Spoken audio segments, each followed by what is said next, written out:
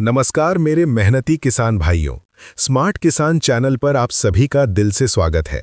अगर आपने अभी तक इस चैनल को लाइक नहीं किया है तो अभी लाइक करें, सब्सक्राइब करें और घंटी का बटन दबाकर इस स्मार्ट किसान परिवार का हिस्सा बन जाएं।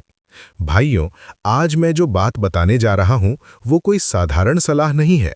ये वही बात है जो हर साल कुछ गिने चुने किसान करते हैं और वही किसान हर साल रिकॉर्ड तोड़ पैदावार लेते हैं। बाकी किसान वही मेहनत, वही खर्च, वही उम्मीद लेकर खेत में जाते हैं, लेकिन अंत में मायूस होकर लौटते हैं। आज का वीडियो खास तौर पर उन किसानों के लिए है जिनकी गेहूं की फसल इस समय 40 से 50 दिन की हो चुकी है और जिनके मन में ये सवाल चल रहा है कि अब क्या करें जिससे कल्लों की भरमार हो जाए और पैदावार ऐसा रिकॉर्ड बनाए कि पूरे गांव में चर्चा हो जाए। भाइयों, मैं दावे के साथ कहता हूं, अगर आपने आज बताई गई बात को समझ लिया और समय रहते लागू कर लिया तो आपका गेहूं इस साल खुद बोलेगा कि मालिक, आपने सही समय पर सही फैसला लिया है। भाइयों, अक्सर हम खेत में खड़े होकर अपने पड़ोसी का गेहूं देखते हैं और मन ही मन सोचते हैं कि आखिर ऐसा क्या कर दिया उसने कि उसका गेहूं इतना घना, इतना हरा, इतना ताकतवर दिखाई दे रहा है। एक एक पौधे में इतने सारे कल्ले निकल रहे हैं कि गिनते गिनते थक जाएं, और हमारे खेत में वही बीज, वही जमीन, वही पानी होने के बावजूद पौधा कमजोर सा खड़ा है, 2 या 3 कल्लों से आगे बढ़ ही नहीं रहा।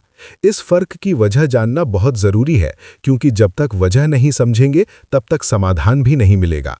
और आज मैं आपको वही वजह और वही समाधान बताने वाला हूं। भाइयों, साफ साफ समझ लीजिए, खेती में किस्मत नाम की कोई चीज नहीं होती। यहां सिर्फ समय और समझ काम करती है। जो किसान सही समय पर सही काम कर लेता है वही किसान आगे निकल जाता है। और गेहूं की खेती में 40 से 50 दिन की अवस्था सबसे निर्णायक समय होता है।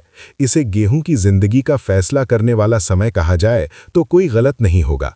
इसी समय पौधा तय करता है कि उसे कितने कल्ले बनाने हैं, कितनी बालियां निकालनी है और आखिर में कितने दाने भरने हैं। अगर इस समय पौधे को वो ताकत नहीं मिली जिसकी उसे जरूरत है तो पौधा खुद को सीमित कर लेता है और बाद में आप चाहे जितना खर्च कर लो, चाहे कितनी भी खाद डाल लो, चाहे कितनी भी दवाई छिड़क लो, कल्ले नहीं बढ़ते।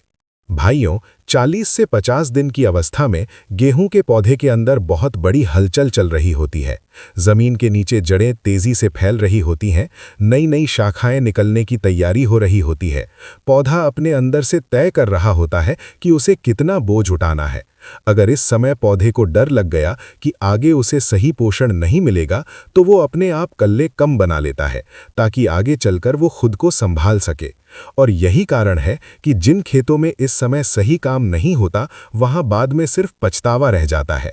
अब भाइयों, सबसे बड़ी गलती जो किसान इस समय करता है वो ये है कि या तो कुछ भी नहीं करता या फिर सिर्फ यूरिया डाल देता है।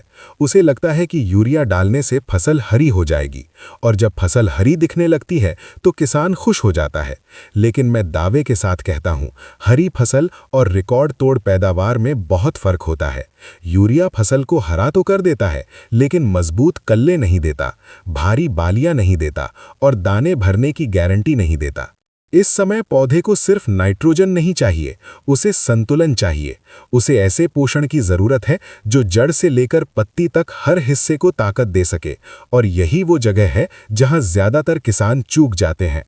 अगर आपकी गेहूं की फसल 40 से 50 दिन की है और आपको लगता है कि कल्ले कम हैं, पौधे पतले हैं, पत्तियों का रंग हल्का है या पौधा सीधा खड़ा नहीं हो पा रहा है, तो ये साफ संकेत है कि पौधा अंदर से कमजोर है और अभी भी समय है उसे संभालने का। लेकिन ये समय बहुत छोटा है, एक बार निकल गया तो फिर हाथ में कुछ नहीं रहेगा। अब ध्यान से सुनिए, क्योंकि अब मैं वो एक काम बताने जा रहा हूं जो आपको इस समय करना है, और यही काम अगर सही तरीके से कर लिया गया तो कल्लों की ऐसी भरमार होगी कि खुद आप हैरान रह जाओगे। इस समय सबसे जरूरी है संतुलित पोषण देना। और संतुलित पोषण का मतलब ये नहीं कि बहुत सारा खाद डाल दिया जाए। संतुलित पोषण का मतलब है सही मात्रा में सही तत्व सही समय पर देना।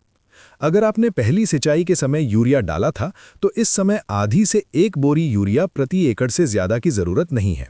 इससे ज्यादा डालना नुकसान कर सकता है, क्योंकि ज्यादा नाइट्रोजन से पौधा ऊपर से तो बढ़ जाता है लेकिन जड़ कमजोर रह जाती है, और कमजोर जड़ वाला पौधा ज्यादा कल्ले नहीं संभाल पाता। यूरिया के साथ इस समय सबसे जरूरी तत्व है सल्फर। सल्फर वो तत्व है जिसकी कमी आजकल लगभग हर खेत में देखने को मिल रही है, लेकिन किसान इसे नज़रअंदाज कर देता है। सल्फर की कमी से पौधा नाइट्रोजन का पूरा फायदा नहीं उठा पाता और कल्ले बनने की प्रक्रिया धीमी पड़ जाती है। अगर आप इस समय सल्फर नहीं देते तो समझ लीजिए कि आप अपने ही हाथों से अपनी पैदावार का रास्ता रोक रहे हैं। सल्फर देने से जड़ें मजबूत होती हैं, पौधा अंदर से ताकतवर बनता है और कल्ले तेजी से निकलने लगते हैं। इसके साथ साथ जिंक और बोरॉन भी बहुत ज़रूरी है, लेकिन बहुत कम किसान इनके बारे में सोचते हैं।